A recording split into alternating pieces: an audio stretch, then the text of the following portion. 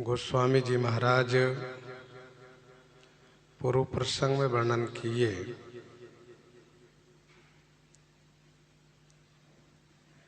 श्री रघुनाथ जी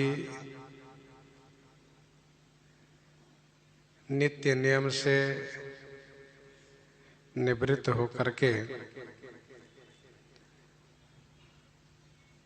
समय जान करके कि गुरु जी के पूजन का समय होने जा रहा है, उनसे आज्ञा प्राप्त करके पुष्प लेने के लिए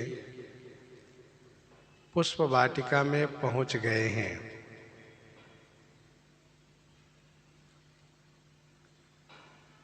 श्री राम जी पुष्प वाटिका में पहुंच करके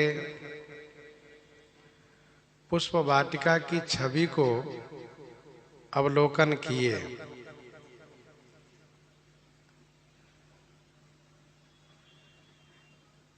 बाग की शोभा से श्री राम जी बड़े प्रसन्न हो गए, क्योंकि यह बाग परम रमणीक है, जो श्री राम जी को विशेष रूप से सुख प्रदान कर रहा है। बाग तड़ाग बेलो की प्रभु हर से बंधु समेत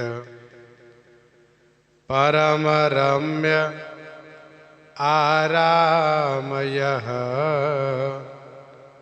जो राम ही सुख देत। बाग और तड़ाग को देख करके भैया लक्ष्मण जी के साथ श्री राम जी हर्ष से माने प्रसन्न हो गए। यह आराम माने बाग परम रम्य है, जो राम ही श्री राम जी को सुख प्रदान कर रहा है। बाग में तालाब है, तालाब में बाग है। बाग के मध्य में तालाब है, तालाब में स्वच्छ जल है और मणियों के सोपान है, इसलिए बाग की छाया तालाब में पड़ रही है, दिखाई दे रही है।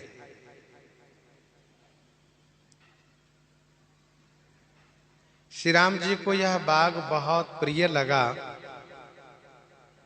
बड़े आह्लादित हुए, बड़े आनंदित हुए। गोस्वामी जी आगे कहते हैं कि चहु दिशि चितई पोछी माली गन लगे लेन दल फूल मुदित मन। चहु दिशि चितई पोछी माली गन। चहु दिशि चितई पूछी मालीगन लगे लेन दल फूल मुदित मन।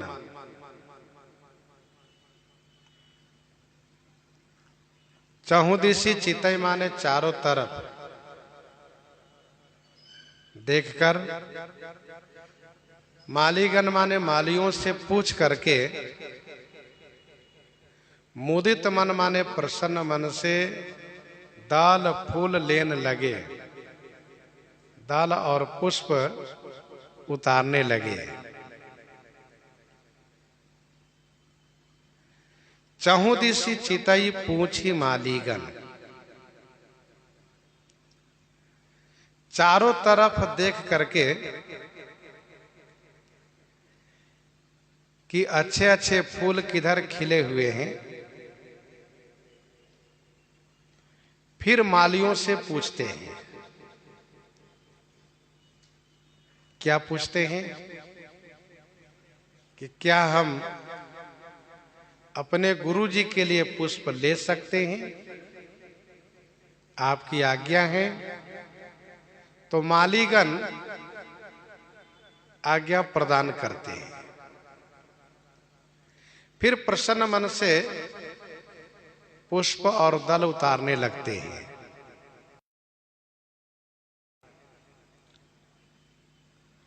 दूसरा भाव यह है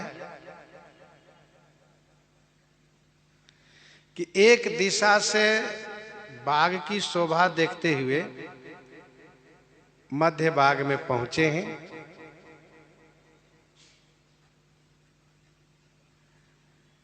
फिर जब तालाब के तट पर खड़े होकर के तालाब में जो बागों की छाया पड़ रही थी उसे देख करके फिर इसके बाद मालियों से पूछते हैं।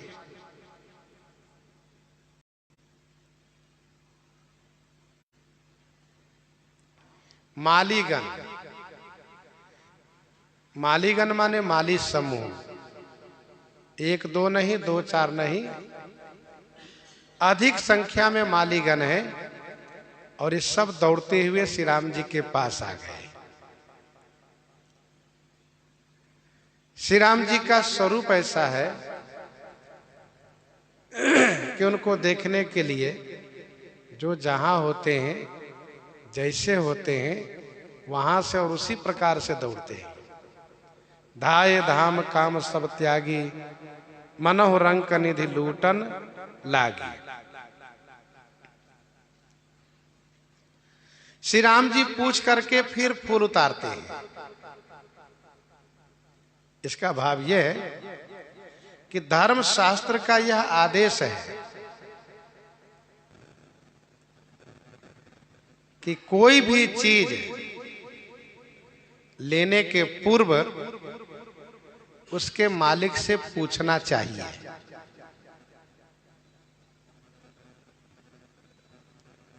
बिना पूछे फूल भी नहीं उतारना चाहिए, एक पत्ती भी नहीं तोड़ना चाहिए। इसलिए श्री राम जी पूछ करके फिर फूल उतारने लगे। पहले गोस्वामी जी ने कहा दल, फिर फूल कहा।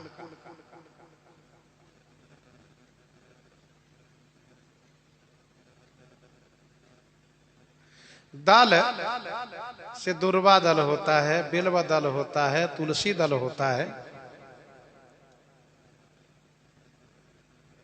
गोस्वामी जी महाराज सबकी भावना को ध्यान में रखते हुए केवल दल शब्द का प्रयोग किए। वैष्णव तुलसी दल उतारते हैं, शिव भक्त हैं वे बिल्व दल उतारते हैं, गौरी गणेश जी के भक्त हैं वे दुर्वा दल उतारते हैं। गोस्वामी जी ने कहा दल, फिर कहा फूल। दल का मतलब जितने दल कहे जाते हैं सब, और फूल का मतलब जितने फूल कहे जाते हैं सभी फूल। जैसे कि जूही है, चमेली है, चंपा है, बेला है, गुलाब है, कमल है, चांदनी है, ये सब अनेक प्रकार के फूल है। गेंदे का पुष्प है, कुंद का पुष्प है। तो सभी प्रकार के पुष्पों का समावेश फूल शब्द में आ गया और सभी प्रकार के दलों का समावेश दल शब्द में आ गया।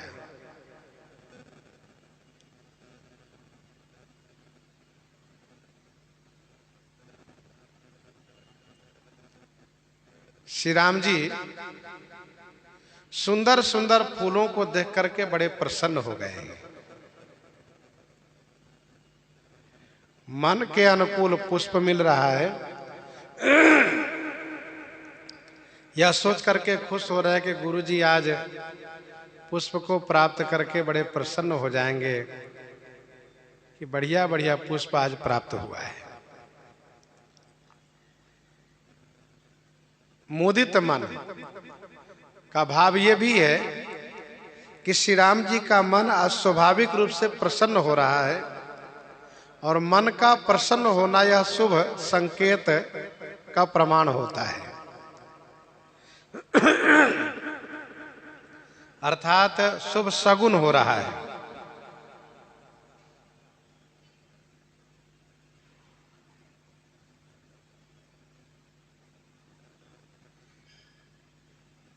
यद्यपि श्रृंगार रस के उपासक ऐसा मानते हैं कि श्री राम जी चारों तरफ देख रहे थे यह जानने के लिए कि राज किशोरी श्री जनक नंदिनी जो आई है अथवा नहीं, कि ऐसा तो नहीं आकर के चली गई हो। लेकिन जिस मर्यादा से मानव जी में कथा प्रस्तुत की जा रही है उसके अनुकूल नहीं है। कुछ बातें ऐसी होती है कि एकांतिक महात्मा लोग आपस में चर्चा करते हैं, वह उनके भाव के अनुकूल ठीक है।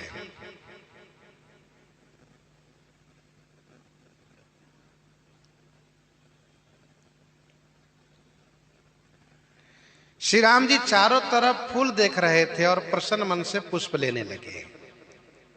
प्रस्तुत प्रसंग का भाव ये है।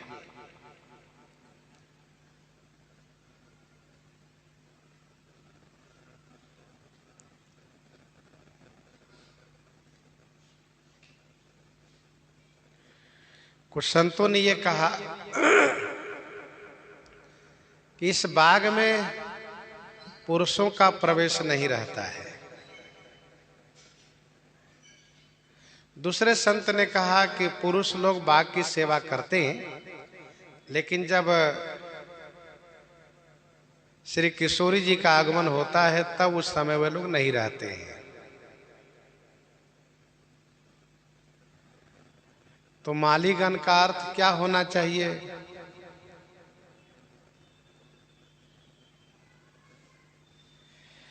तो उसका अर्थ इस प्रकार से किया गया है, माया युक्ता आली सा माली। माया युक्ता आली सा माली अर्थात मां नाम लक्ष्मी का होता है। मां लक्ष्मी, मां श्री, अली माने सखी। तो श्री का अर्थ यदि हम लगाएंगे तो अर्थ यह होगा कि श्री के समान शोभामान,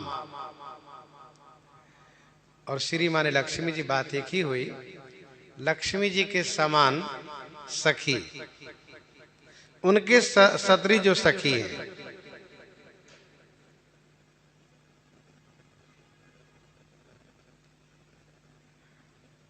तो उन मालियों से पूछ करके, अर्थात उन सखियों से पूछ करके। तीसरा अर्थ यह भी किया गया है, मां यस्या आली अर्थात श्री लक्ष्मी जी जिनकी सखी हैं, ऐसी सखी।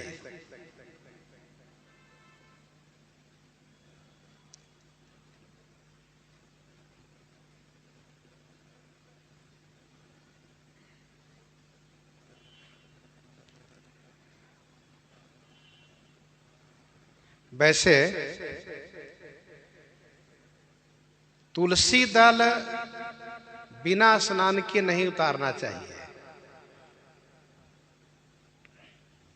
तुलसी दल स्नान करके ही उतारना चाहिए, लेकिन फूल बिना स्नान किए ही उतारना चाहिए। ऐसा धर्मशास्त्र में वर्णन है। तो श्री राम जी तो स्नान करके फूल उतारने आए हैं, सो इसका समाधान ये किया गया है, स्वयं जब हम पूजा करते हैं तब फूल बिना नहाए उतारना चाहिए और तुलसी दल स्नान करके उतारना चाहिए। लेकिन जब हम गुरु जी के लिए फूल तुलसी उतार रहे हैं तो स्नान करके उतारना चाहिए। स्नान करके उतारने में कोई दोष नहीं है।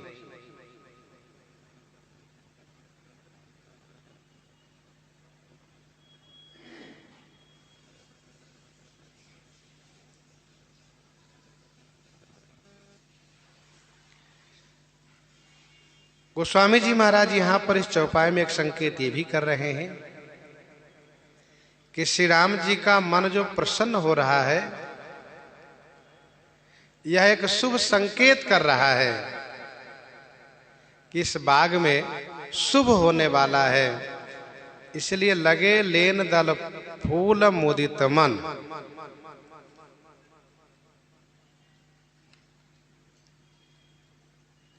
तेहि अवसर सीता तह आई, गिरिजा पूजन जननी पठाई। तेहि अवसर सीता तह आई, गिरिजा पूजन जननी पठाई।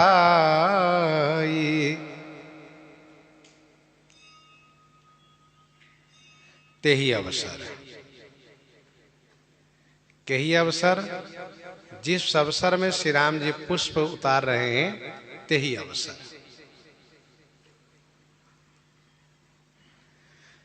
सीता तहाँ आई, श्री सीता जी वहां आई। क्यों आई हैं? गोस्वामी जी कहते हैं गिरिजा पूजन जननी पठाई। गिरिजा पूजन माने गौरी पूजन हेतु माता श्री सुनैना जी ने भेजा है।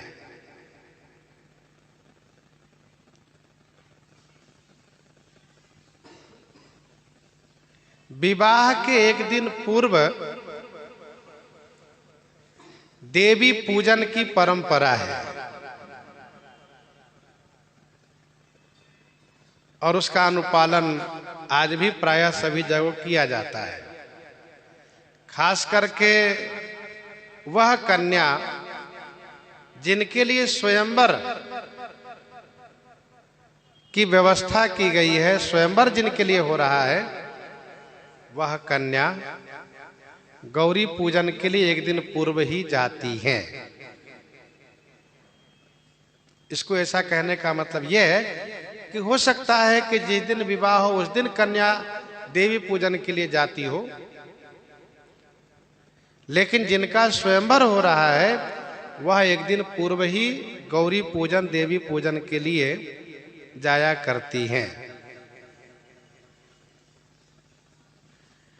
अब एक बात मैं यहाँ पर और स्पष्ट कर दूं, जो लोग ये कहते हैं कि श्री किशोरी जी अपनी एक दासी लगाई थी, अर्थात दूतिन लगाई थी कि राजकुमार जब बाग में आवे तब मैं पूजन के लिए चलूं, यह उनका भाव हो सकता है जो कहते हैं, पर मानस जी में इसका संकेत मिल नहीं रहा है। क्योंकि जिस प्रकार से एक साथ की सखी जा करके और श्री राम जी को देख करके आकर के अपनी दशा प्रकट करती हैं, उनकी दशा देख करके सखियां जब पूछती हैं तब यह बात स्पष्ट हो जाती है कि बाग में दो राजकुमार आए हैं। तो यहाँ पर तेही अवसर का मतलब समय दोनों का एक ही है। श्री राम जी का समय है पुष्प लेने का और श्री सीता जी का समय है गौरी पूजन का।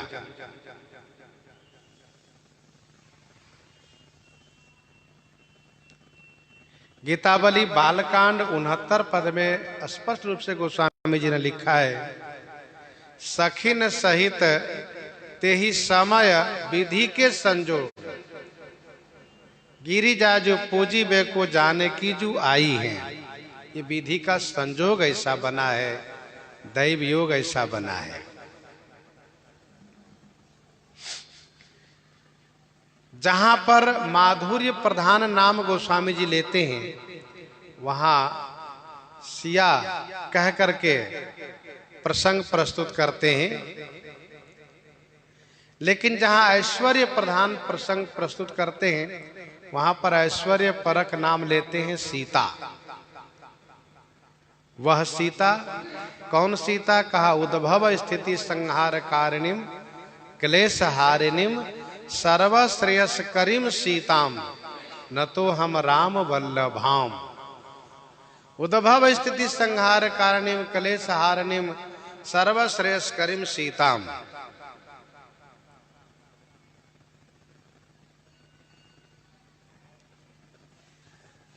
श्री सीता जी जिनके बारे में श्री मनु जी के प्रसंग में गोस्वामी जी ने कहा राम बाम दिशि सीता सोई, राम बाम दिशि सीता सोई। तो श्री सीता जी उसी समय में आई हैं,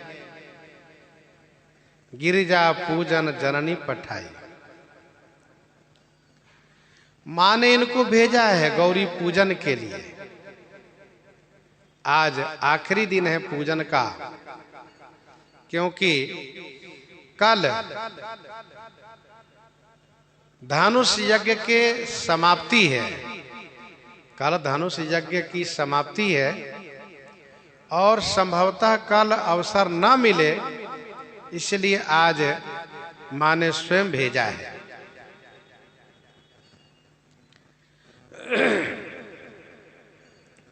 जिस प्रकार से श्रीमद् भागवत महापुराण में वर्णन है, श्री रुक्मिणी जी देवी पूजा के लिए जाती है और देवी पूजा के लिए जाती हैं तो वहीं से भगवान श्री द्वारिकाधीश कृष्णचंद्र जी उनको ले जाते हैं।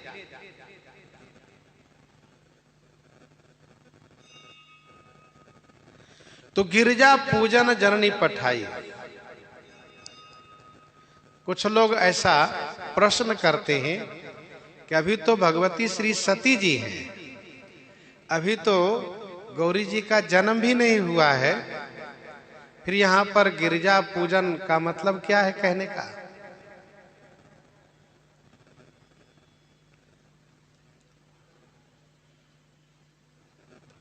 तो इसका समाधान ये है, गोस्वामी जी महाराज पहले ही एक दोहा लिख चुके हैं भगवान शिव के विवाह प्रसंग में। मुनि अनुशासन गणपति ही पूज्य शंभु भवानी, को सुन संशय करई जनी सुर अनादि जिये जानी। सुर अनादि जिये जानी, देवता अनादि हैं, इसलिए उनके चरित्र में संशय नहीं करना चाहिए।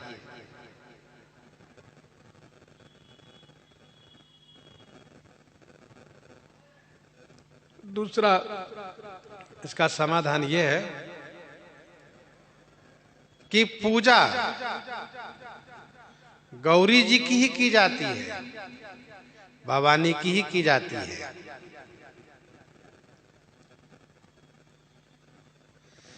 श्री सती जी का न कहीं मंदिर होता है, न श्री सती जी की पूजा की जाती है। आगे गोस्वामी जी ने कहा कि गई भवानी भवन भवोरी।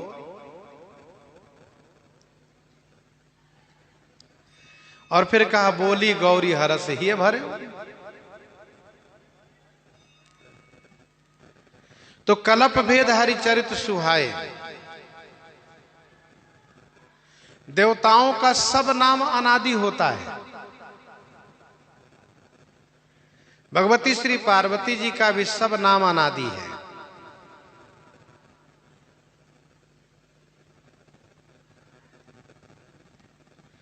यहां पर गिरिजा कहने का एक भाव यह भी है कि गिरिजा जी ने परोपकार किया है। गिरिजा जी के द्वारा ही श्री राम कथा गंगा प्रवाहित हुई है। श्री गिरिजा जी ने ही श्री गणेश जी और कार्तिक जी को जन्म दिया है। और श्री गिरिजा जी पति की आज्ञा को अनुपालन करके, पति की सेवा करके अखंड सौभाग्य को प्राप्त किए हैं।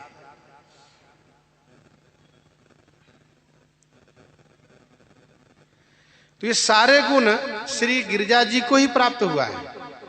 अच्छा, गिरि से जायमान गिरिजा, गिरि नंदनी, और पर्वत परोपकारी है। संत बिटप सरिता गिरिधरणी, परहित हेतु सब अनिकै कर।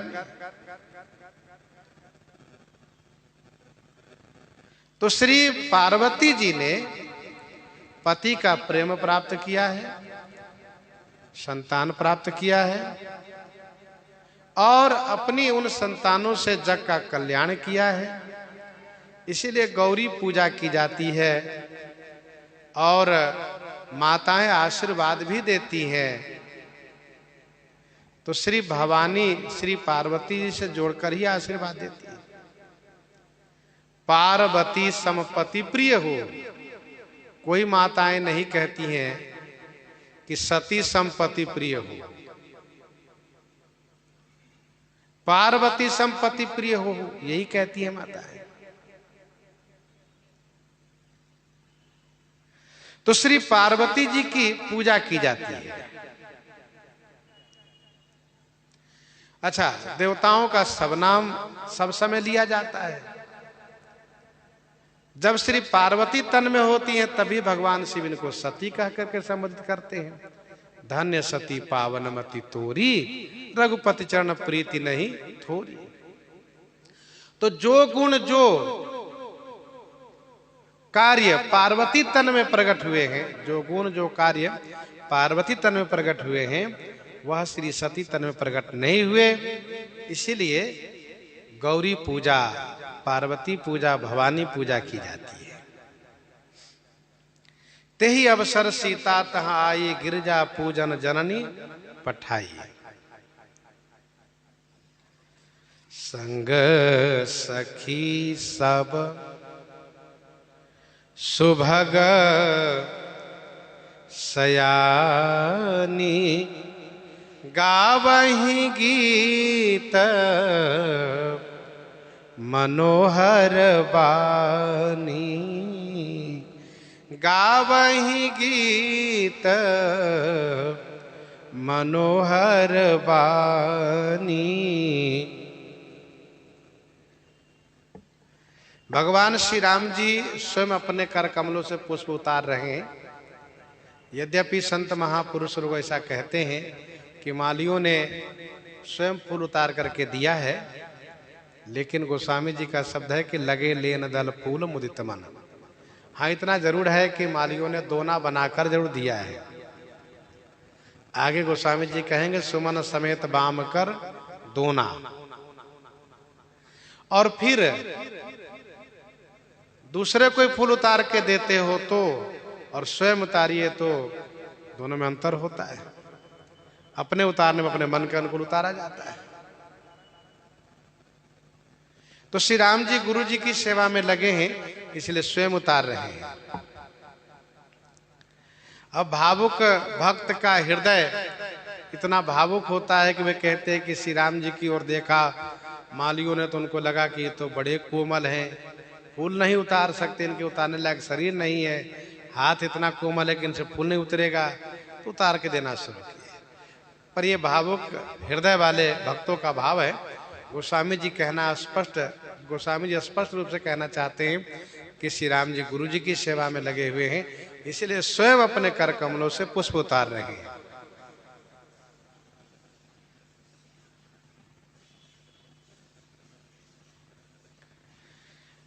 श्री सीता जी के साथ में सखियां हैं। संग सखी सब सुभग सयाने। संग में जो सखी हैं वह सब सुभग हैं, सयानी हैं। गावहि गीत मनोहर बानी। मनोहर बानी से गीत गावहि माने गीत गा रही है। गावहि गीत मनोहर बानी। संग सखी सब सुभग सयानी, गावहि गीत मनोहर बानी। तन से सुभग हैं, बुद्धि से सयानी है,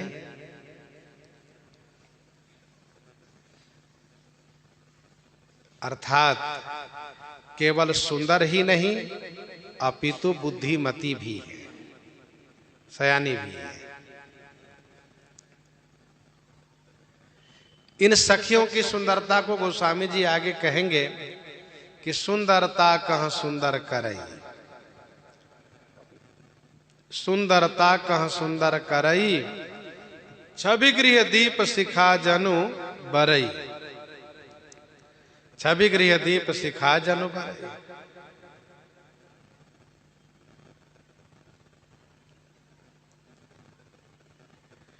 इनकी बुद्धि की प्रशंसा गोस्वामी जी ने आगे की है।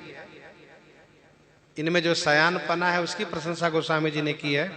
धरि धीरज एक आली सयानी, धरि धीरज एक आली सयानी, सीता सन बोली गही पानी, पुनि आऊब यही बेरिया काली, पुनि आऊब यही बेरिया काली, अस कही मन बिहसी एक आली।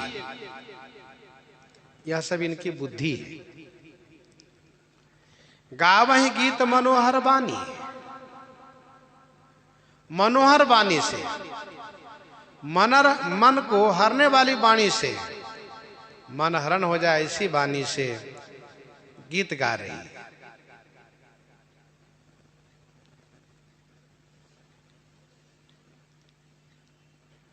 दूसरा अर्थ ये भी है कि मानो हर और बानी, हर और बानी ये दोनों गीत गा रहे हैं। हर से शिव जी, बानी से सरस्वती जी। गावहि जनु बहु बेश भारती,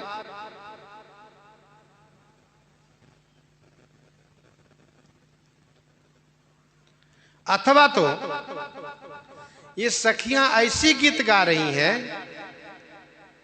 कि वाणी का मन हरण हो जा रहा है।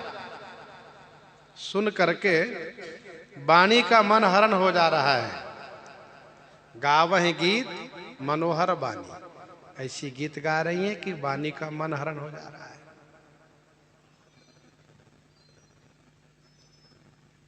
वाणी भी मोहित हो जा रही है। वाणी माने सरस्वती जी।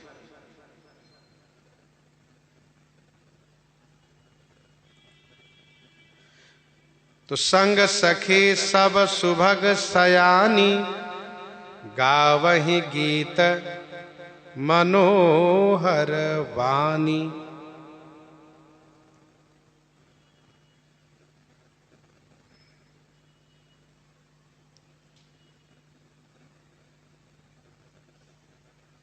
कुछ लोगों ने यहाँ पर प्रश्न किया है कि श्री सीता जी के साथ में कोई रक्षक नहीं है, जबकि स्वयंवर हो रहा है, देश देश के राजा लोग आए हुए हैं, तो राजकुमारी जी की सुरक्षा में सुरक्षा कर्मी तो होना चाहिए। तो इसका समाधान यह है कि यह गौरी जी का मंदिर जहां पूजन के लिए जा रही है,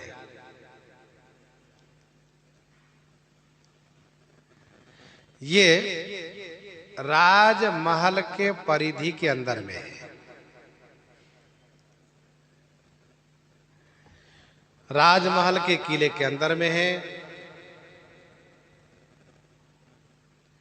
इसीलिए यहां पर अलग से सुरक्षा कर्मी को साथ में लगाने की आवश्यकता नहीं है। हाँ, राजमहल के किले से बाहर यदि जाना होता तब सुरक्षा की आवश्यकता थी।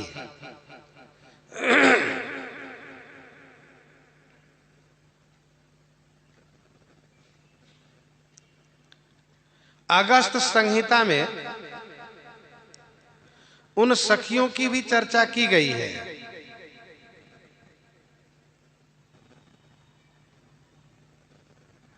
उज्ज्वला कांचनी चित्रा चित्ररेखा सुधामुखी,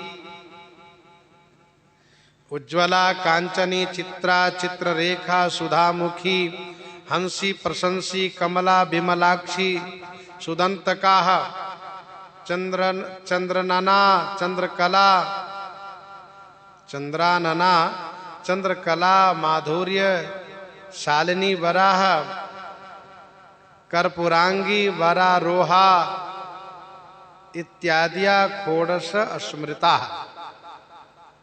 शोभना शुभदा शांता संतोषा सुखदासिनी चारुस्मिता चारुरूपा चारवांगी चारुलोचना हेमा हेमा क्षेम क्षेमदात्री धीरा धरा स्मृता, ये सब नाम उसमें गिनाए गए हैं।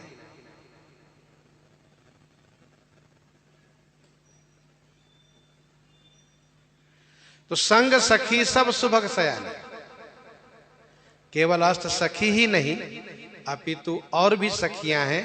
एक सखियों का समूह है, झुंड है।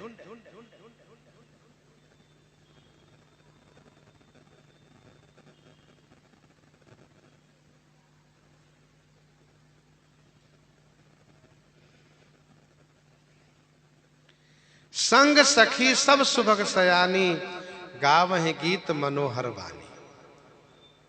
सुंदर गीत गाती हुई देवी पूजा के लिए चल रही है। सरसमीप गिरिजा गिरिह सोहा, सरसमीप गिरिजा गृह सोहा, बरनि न जाई देखे मन मोहा, बरनि न जाई देखे मन मोहा, सरसमीप गिरिजा गृह सोहा। सरसमीप गिरिजा गृह सोहा, बरनि न जाई देखी मन मोहा। सर माने उस तालाब के समीप माने पास में, श्री गिरिजा जी का गृह माने मंदिर, सोहा माने सुशोभित है। गिरिजा गृह गिरिजा मंदिर गिरिजा घर सुशोभित है। बरनि न जाई देखी मन मोहा, उस गिरजा गृह का वर्णन नहीं किया जा सकता है, देखते ही मन मोहित हो जा रहा है। देखी मन मोहा।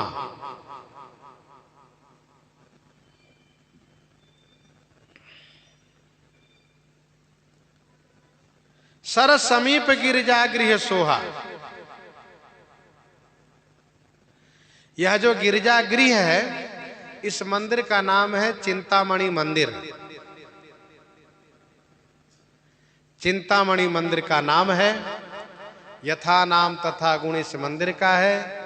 चिंतामणि वह मणि जो चिंतित वस्तुओं को प्रदान करने वाली होती है, मनोकामना को पूर्ण करती है वह मणि।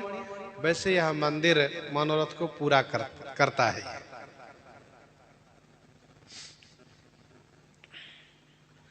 सर समीप गिरिजा गृह सोहा, यह सरोवर दूसरा है। यह सरोवर दूसरा है। एक सरोवर वह है जो मध्य भाग में है। मध्य भाग सरसोह सुहावा, जहां पर श्री राम जी खड़े होकर के बाग की शोभा को अवलोकन किए और फिर फूल लेने लगे हैं, फूल उतारने लगे हैं। और ये दूसरा सरोवर है जो गौरी मंदिर के पास है। यद्यपि कुछ टीकाकार ऐसा कहते हैं कि कुछ टीकाकार ऐसा कहते हैं कि सरोवर एक ही है और इतना बड़ा सरोवर है वो कि इस पार से उस पार दिखता नहीं है। लेकिन संतों की मान्यता में दो सरोवर है और आज भी जनकपुर की यात्रा करने वाले इस बात को जानते हैं कि वहां पर दो सरोवर है। जब 84 कोस की परिक्रमा में एक पड़ाव होता है फुलवन, वहां जब देखते हैं तो वहां गौरी मंदिर और फिर दो सरोवर वहां आज भी विद्यमान है। 84 कोस की परिक्रमा में कई ऐसे तीर्थस्थल जैसे धनुषा है, वैसे ये भी फूलवन, वहां पर भी 2 सरोवर का दर्शन किया जाता है। यदि एक ही सरोवर होता तो फिर किशोरी जी का स्नान करने बड़ा संकोच होता। ये दूसरा सरोवर है। और श्री किशोरी जो स्नान आदि करके जब पूजन करने लगती है, उस समय में जाकर के सूचना मिलती है सखियों द्वारा कि बाग में 2 राजकुमार आए हुए हैं। बाद में सूचना मिलती है। तो सर समीप गिरिजा गृह सोहा, ध्यान दीजिएगा, मंदिर के पास कोई ऐसा जलाशय हो जो मंदिर से उनका नाम जुड़ा हो, तो वह तीर्थ स्थल के रूप में माना जाता है और वह तीर्थ माना जाता है। तालाब है तो, कुआं है तो, चाहे नदी हो तो। और जलाशय के किनारे मंदिर होना भी चाहिए। तीर तीर देवन के मंदिर, तीर तीर देवन के मंदिर, 14 तिन के उपवन सुंदर।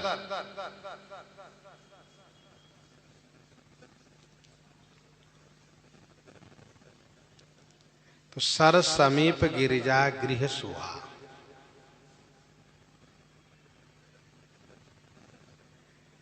सभी वक्ता इस बात को एक स्वर से कह रहे हैं कि मंदिर की शोभा वर्णन नहीं की जा सकती है।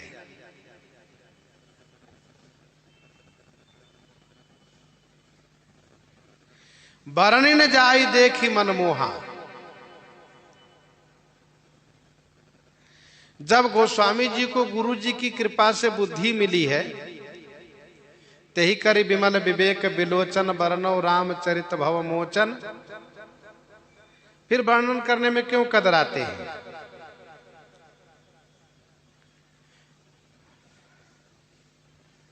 तो गोस्वामी जी ने ये कहा कि बुद्धि मिली है श्री रामचरित गाने के लिए।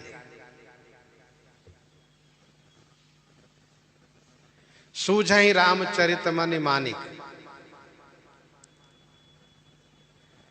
तो इसीलिए श्री रामचरित हम गा रहे हैं।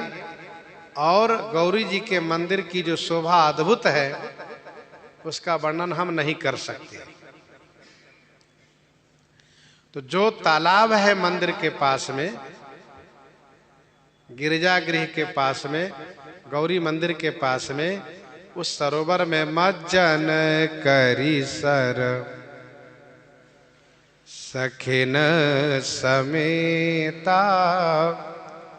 मज्जन करी सर सखिन समेता। गई मुदित मन गौरी निकेता। गई मुदित मन गौरी निकेता। मज्जन करी सर सखिन समेता। गई मुदित मन गौरी निकेता।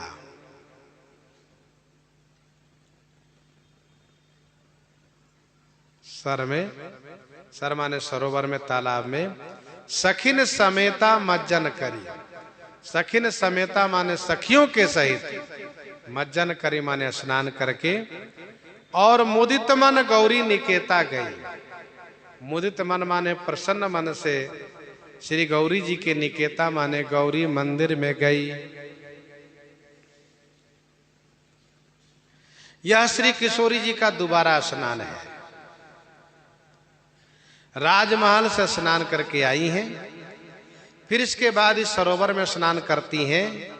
सरोवर मंदिर से संबंधित है, इसीलिए इस तीर्थ जल में श्री सीता जी स्नान करती हैं। घर से नहा करके जाने के बाद भी लोग तीर्थ जल में स्नान अवश्य करते हैं। गई मुदित मन गौरी निकेता।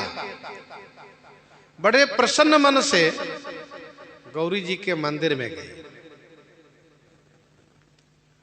जिस प्रकार से श्री राम जी को पुष्प लेने में मन प्रसन्न हो रहा है, वैसे ही श्री सीता जी को गौरी पूजन करने में मन बहुत प्रसन्न हो रहा है।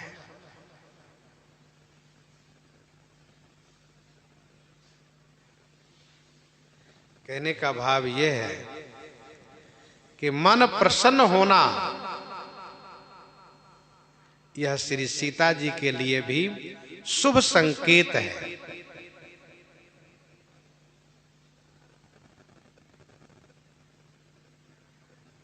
गई मुदित मन गौरी निकेता,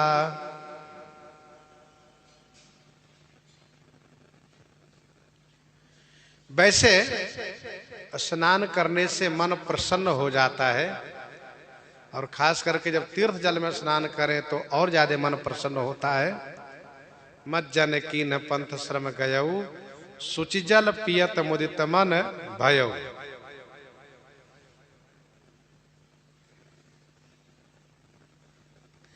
स्नान करना यह बाह्य शुद्धि है और प्रसन्न मन से पूजा पाठ करना यह आंतरिक शुद्धि है।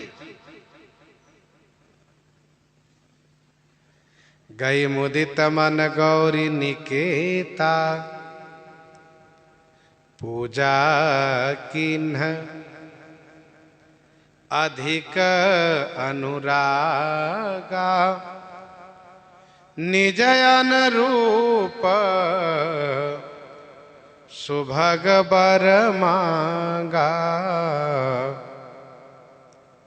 ध्यान दीजिएगा, मज्जन से कुछ टीकाकारों ने यह भी अर्थ किया है कि हाथ पांव धोना, हाथ पांव मुंह धोना, जल को छींटना शरीर पर, इसको भी मज्जन कहा जाता है।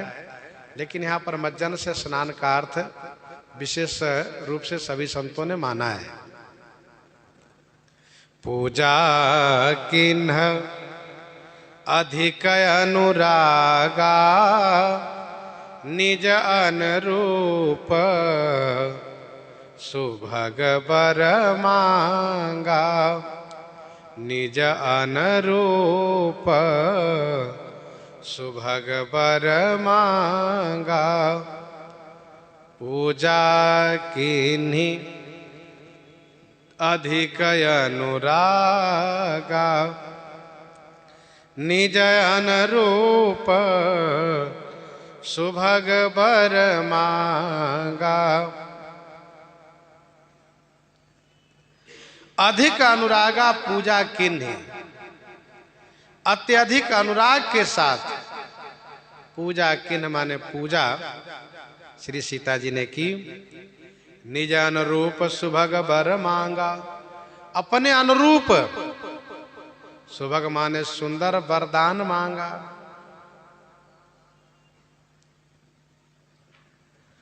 पूजा किन्ह अधिक अनुरागा, कल यज्ञ की समाप्ति है इसलिए आज पूजन में विशेष अनुराग है। और वैसे भी पूजा पाठ में अनुराग होना ही चाहिए, क्योंकि भाव में छंति देवता, देवी देवताओं को भाव चाहिए, प्रेम चाहिए। सुर साधु चाहत भाव सिंधु के तोष जल अंजलि दिए। सुर साधु चाहत भाव सिंधु के तोष जल अंजलि दिए। और बिना अनुराग बिना प्रेम के देवी देवता प्रसन्न नहीं होते हैं। मिला ही न रघुपति बिनु अनुरागा, किए जोग तप ज्ञान विरागा।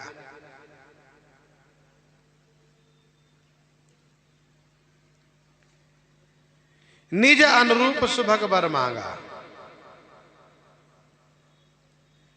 अर्थात अपने अनुरूप, मेरे अनुरूप ही मुझे पति प्राप्त हो। हे देवी मैया, आप ऐसी कृपा करिएगा, मेरे अनुरूप मेरे पति प्राप्त हो। क्योंकि दांपत्य जीवन में यदि अनुरूप वर नहीं हुआ तो जीवन सुखद नहीं होता है। इसलिए निज अनुरूप। लेकिन गौरी जी ने भी वरदान नहीं दिया है,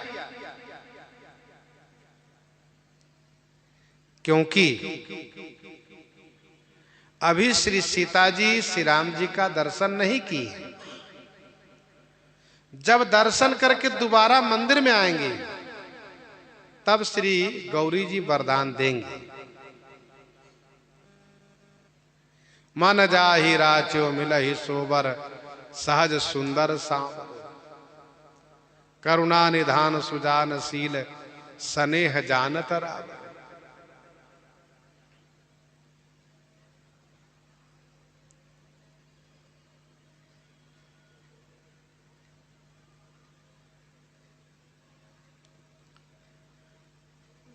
और गोस्वामी जी आगे कहेंगे कि अनुरूप वर दुल्हिनी परस्पर। जब चारों भाइयों का विवाह हुआ है तो गोस्वामी जी ने यह कहा कि अनुरूप वर दुल्हिनी परस्पर लखी सकु चाहिए हर सही, लखी सकु चाहिए हर सही। निज अनुरूप सुभग वर मांगा, एक सखी सिय संग बिहाई, गई रही दे खन फुलवाई, गई रही दे खन फुलवाई। एक सखी सिय संग बिहाई, गई रही देखन फुलवाई। एक सखी श्री सीता जी के संग से बिहाई माने अलग होकर के,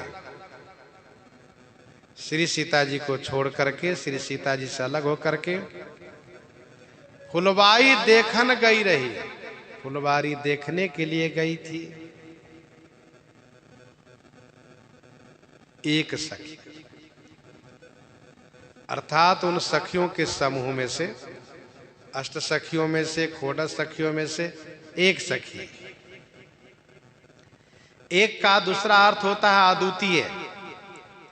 एक माने अद्वितीय, जिनके बराबर कोई न हो, अर्थात यह विशेष है, अपने आप में एक ही है, जो श्री किशोरी जी की सेवा शुश्रूषा में विशेष सावधान रहती हैं।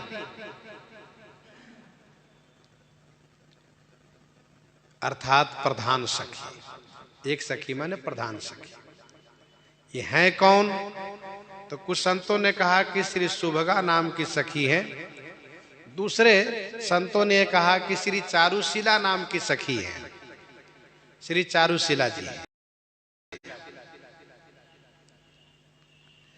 और श्री चारुशीला जी हैं, इस संदर्भ में अधिकतर संत महापुरुष सहमत हैं।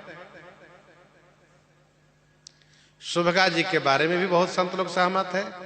अच्छा, गोस्वामी जी ने किन्हीं सखी का नाम क्यों नहीं दिया? तो इस संदर्भ में संत महापुरुष लोग ऐसा कहते हैं कि गोस्वामी जी ने देखा कि सब लोग अपने अपने आचार्य को मान रहे हैं। सभी वैष्णव भक्त ये कह रहे हैं कि हमारे जो आचार्य हैं वे सखी रूप में हैं। तो सभी लोग अपने अपने आचार्य को कहते हैं कि हमारे आचार्य हैं, हमारे आचार्य हैं। तो गोस्वामी जी ने कहा एक सखी। अब ये चाहे जिनके आचार्य हो पर एक सखी है, दो चार एक ही है। अब जो मान रहे अच्छी बात है, क्योंकि हमारे गुरुदेव भगवान, कोई कहे हमारे गुरुदेव भगवान है। तो एक सखी से संग बिहाई, गई रही देखन फुलवाई। जब गई थी तब तो गोस्वामी जी ने नहीं कहा, अब आ रही हैं तब कह रहे हैं। तो इसका समाधान यह है कि जब गई थी तब चुपके से निकल गई थी। गोस्वामी जी यहाँ की शोभा, यहाँ के प्रसंग वर्णन में लगे हुए थे। अब क्यों गई ये मालूम नहीं था। जब आई है तो सबको पता चल गया कि यह क्या देख करके आई है, किस दशा में आई है। गोस्वामी जी भी वर्णन किए। यह भी एक काव्य कला है कि समय पर वह बात कही जाए, जिस बात का जब समय आवे तो एक सखी सी संग बिहाई गई रही देखन फुलवाई। ये गई क्यों थी? तो इसका दो तीन कारण है। एक तो कारण यह है कि बाग की सुंदरता को देखने के लिए गई थी, किधर सुंदर बढ़िया बढ़िया फूल खिला है। आज श्री राज किशोरी श्री सीता जी को किधर घुमाना चाहिए, वह क्षेत्र देखने के लिए गई थी। जिधर मनमोहक दृश्य होगा उधर ले जाकर घुमाएंगी हम। दूसरा भाव यह है कि यदि बाग में कोई पुरुष हो तो उनको हटाने के लिए गई थी। तो जब हटाने के लिए गई तो हटाई क्यों नहीं? कहा जब अपने आप में ही नहीं रही तो हटाएंगी क्या? तीसरा इसका समाधान यह है कि देवर्षि नारद जी ने एक दिन कहा था, जब इन सखियों ने देवर्षि नारद जी को सविनय पूछा था कि देवर्षि जी आप बताइए, क्योंकि आप त्रिकालज्ञ हैं, सर्वज्ञ हैं, हमारी स्वामिनी जी के वर कैसे होंगे और कब प्राप्त होंगे? तो देवर्षि जी ने ये कहा था कि आपके स्वामिनी जी का वर इसी बाग में पहले प्राप्त होंगे, यही मिलेंगे। तो सखी सोच रही है कि इतने दिन बीत गए, धनुष यज्ञ का भी कल आखिरी दिन है, अभी तक कोई ऐसे राजकुमार इस बाग में दिखे नहीं। हो सकता हो आज आए हो, क्योंकि कल आखिरी दिन है तो आज आए हो, इसीलिए घूमने के लिए देखने के लिए गए। नारद वचन सदा सुचि साचा, सो बर मिलहि जाहि मन राचा। गई रही देखन फूल बाई, तेहि दो बंधु बिलो के जाई, प्रेम विवश सीता पहियाई। तेहि दो बंधु बिलो के जाई, प्रेम विवश सीता पहियाई। प्रेम विवश सीता पहियाई। तेहि दो बंधु बिलो के जाई, प्रेम विवश सीता पहियाई। तेहि माने उन्होंने, जाई माने जाकर के दोनों भाई को देखा। तेहि दो बंधु बिलो के जाई, प्रेम विवश सीता पहियाई। और प्रेम के विवश होकर के, प्रेम के विवश होकर के, प्रेम में विह्वल होकर के श्री सीता जी के पास आई। तेहि दो बंधु बिलो के जाई, उन्होंने जाकर के दोनों भाई को देखा।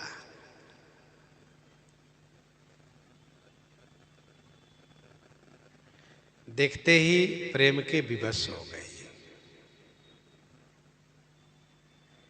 देखी राम छवि अति अनुरागी, प्रेम विवश पुनि पुनि पद लागे। श्री राम जी की छवि देखने के बाद प्रेम की अधिकता प्रकट होती है।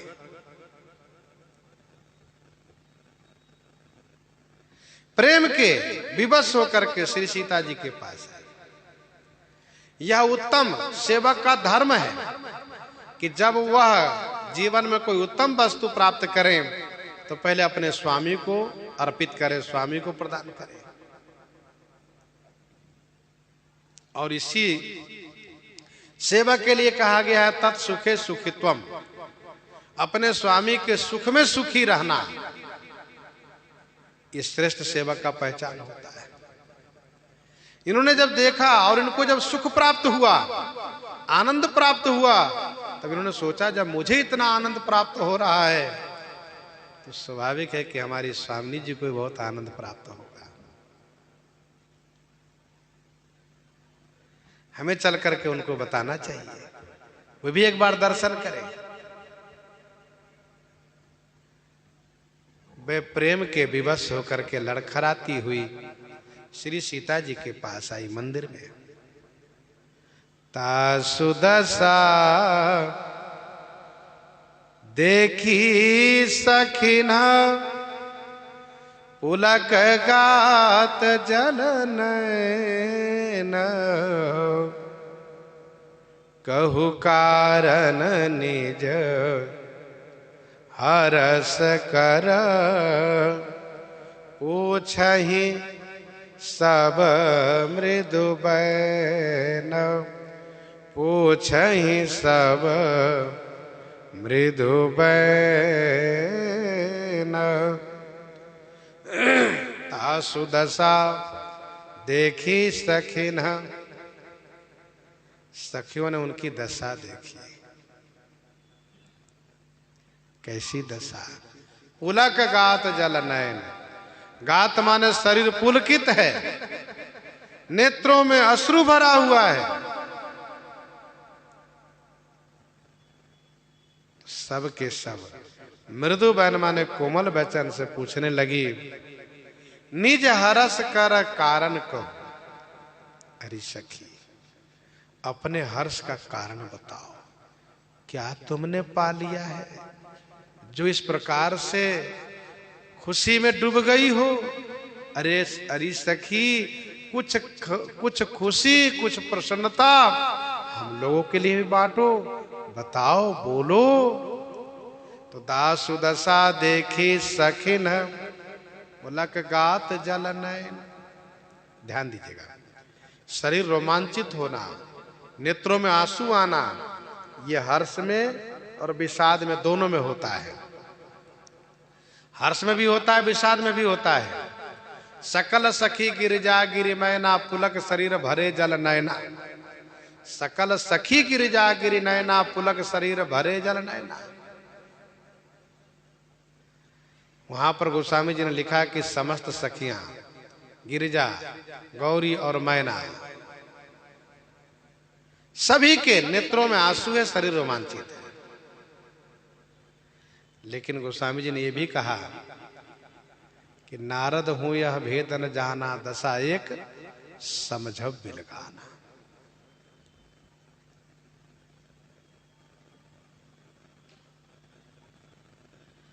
श्री पार्वती जी में प्रसन्नता की दशा है और बाकी सब में विषाद की दशा है। सकल सखी गिरिजा गिरि मैना, पुलक शरीर भरे जल नयना। कुछ और अंतर होते हैं इसमें, जैसे कि हर्ष का अश्रु शीतल होता है, विषाद का अश्रु उष्ण होता है, गर्म होता है। विषाद के जो रोमांच है, विषाद में जो पुलकावली है, उसकी त्वचा में सिकुड़न होता है।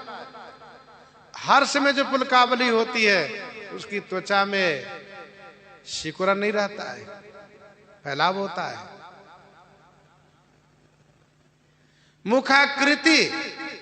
मुखाकृति से पता चलने लगता है कि हर्ष में दशा है कि विषाद में दशा है।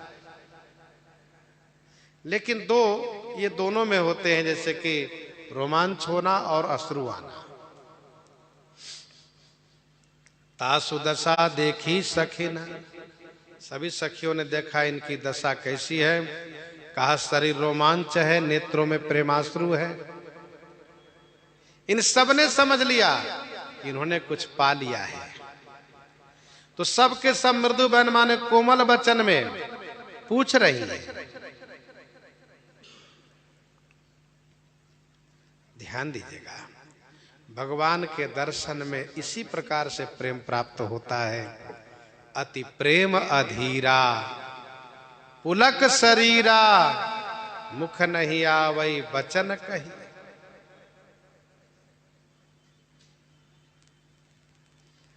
अच्छा, सब कोमल वचन से पूछ रही हैं, क्योंकि बहुत प्रेम में डूबे हुए से कठोर शब्दों से नहीं पूछना चाहिए।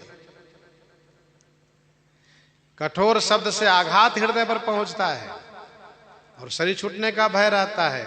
इसलिए प्रेम में बहुत डूबा हुआ हृदय हो तो वहां बहुत कोमल वचन से ही बोलना चाहिए, मीठे शब्दों में। दूसरा भाव ये भी है कि हृदय के भाव को लेने के लिए कोमल वचन ही बोला जाता है। इन सखी के मनोभाव जानने के लिए सब मृदु वचन से पूछ रही है। तीसरा भाव ये है कि श्री सीता जी गौरी जी के ध्यान में पूजा में लगी हैं, उनको विघ्न न हो, इसलिए पूछें सब मृदु बहन। तीसरा भाव यह है कि सभी सखियां प्रेम की दशा को जानती हैं, समझ रही हैं, ये तो 9वीं दशा को प्राप्त हो रही है, इनको संभालो नहीं तो 10वीं दशा को प्राप्त हो जाएगी। इसलिए सब के सब चारों तरफ से पूछ रही हैं।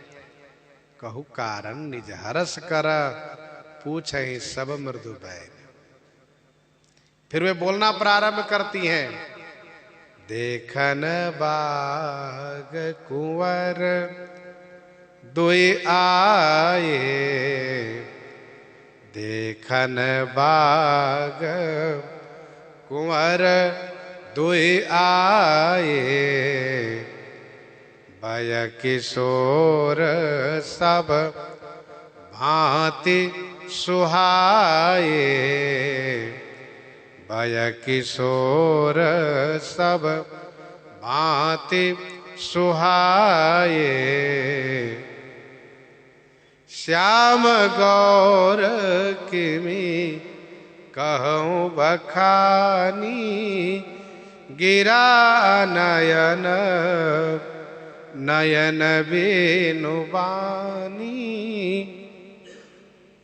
ये जब अपनी मनोदशा को प्रकट करती हुई यह कहने लगी कि 2 राजकुमार बाग देखने आए हैं, किशोर अवस्था के हैं, सब प्रकार से सुंदर हैं, एक सांवले रंग है, दूसरे गोरे रंग हैं। अरे सखी मैं क्या कहूँ, कैसे कहूँ, क्योंकि जो कहने का सामर्थ्य रखते हैं उनके पास नेत्र नहीं है, और जिसने देखा है उनके पास कहने का सामर्थ्य नहीं है। वाणी बिना नेत्र के हैं, वाणी कह सकती है, इन्होंने देखा नहीं है। नेत्र देखा है तो वह कह नहीं सकता है, क्योंकि उसको कहने का सामर्थ्य नहीं है। जब इस प्रकार से अद्भुत, अलौकिक, अवर्णनीय, अनुपम स्वरूप का वर्णन करती हैं तो सभी को प्रसन्नता होती है, और श्री सीता जी भी दर्शन करने के लिए उत्साहित होती हैं। इससे और सबको खुशी है। आज के प्रसंग में ही हृदयांगम करते हुए आइए श्रवण करते हैं श्री भक्तमाल जी से।